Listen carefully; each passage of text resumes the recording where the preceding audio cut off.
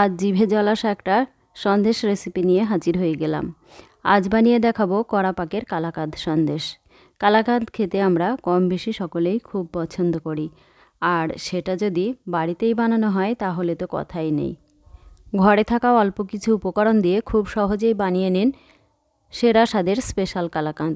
কালাকাঁদ বানানোর জন্য প্রথমেই আমি ছানাটা কাটিয়ে নিচ্ছি, আর তার জন্য প্যানে 1.5 লিটার গরুর দুধ নিয়ে নিয়েছি। দুধ ফুটতে শুরু করে দিয়েছে, আরও একটু ভালো করে ফুটিয়ে নিতে হবে।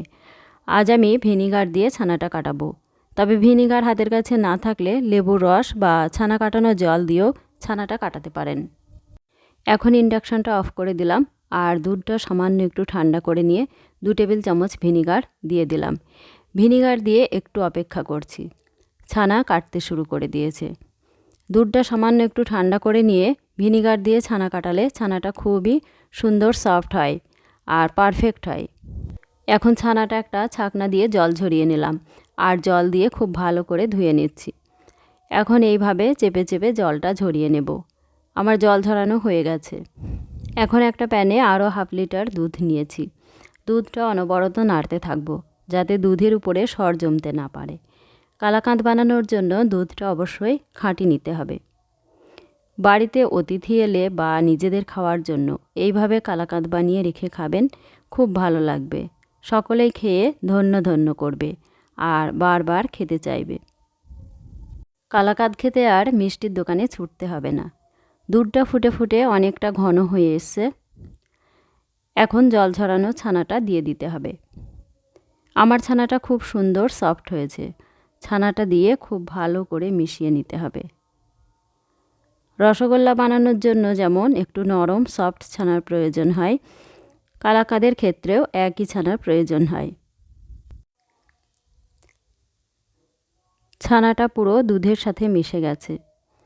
এখন ভালো করে নাড়াচাড়া করে নেব, আর দিয়ে দেব চিনি। কালাকাঁদ বানাতে খুব বেশি চিনির প্রয়োজন হয় না। আমি এখানে 50 গ্রাম চিনি ইউজ করছি। তবে আপনারা যে যেরকম মিষ্টি খেতে পছন্দ করেন সেই বুঝে চিনিটা দেবেন। এখন সন্দেশটা আরও সুস্বাদু করার জন্য দিয়ে দিচ্ছি 1/2 চা চামচ এলাচ গুঁড়ো। এলাচ গুঁড়োটা দিয়ে ভালো করে মিশিয়ে নিতে হবে। এখন অনবরত নাড়তে হবে যাতে প্যানের নিচে লেগে না যায়।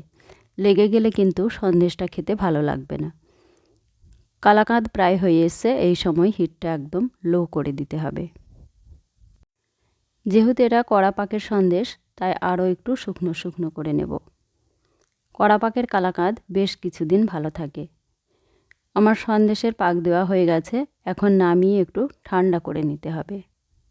খুব বেশি ঠান্ডা হওয়ার আগেও সন্দেশটা সেট করে নিতে হবে। তার জন্য একটা ট্রেতে ঘি ব্রাশ করে দিচ্ছি। আপনারাও এখানে অবশ্যই ঘিটা ইউজ করবেন, তাহলে কালাকাঁদের স্বাদটাও ভালো হয় আর ট্রেতেও লেগে যায় না। এখন সন্দেশটা ট্রের উপর ঢেলে নিয়েছি, আর এইভাবে চেপে চেপে একটা চৌকো শেপ দিয়ে নিচ্ছি। এভাবে চেপে চেপে বসিয়ে দিতে হবে যাতে সুন্দরভাবে সন্দেশটা সেট হয়ে যায়, না হলে কালাকাঁদের পিসগুলো আবার ভেঙে যেতে পারে। আমি সন্দেশের এরকম শেপ দিয়েছি। আপনারা আপনাদের পছন্দ মতো শেপ দিয়ে পিস করে নিতে পারেন, বা পিস না করেও খেয়ে নিতে পারেন, তবে পিস করে নিলে দেখতে ভালো লাগে। এখন একটা ছুরি দিয়ে পিস করে নিচ্ছি।